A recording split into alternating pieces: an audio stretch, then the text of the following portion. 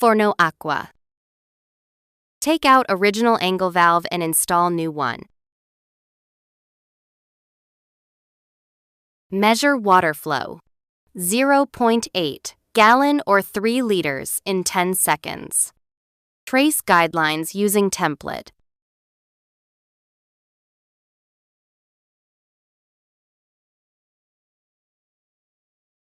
Place bolts in flange. Peel paper and place wax ring.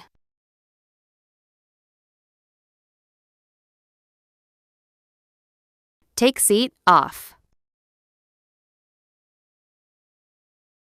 Put toilet in place.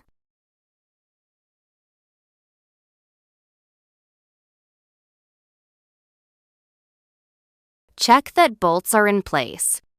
Put washers and nuts.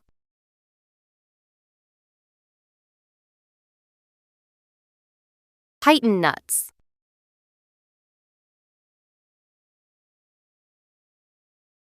Put seat in place. Install supply line. Tighten.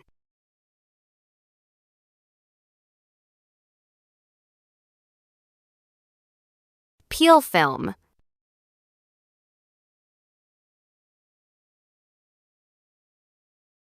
Plug in.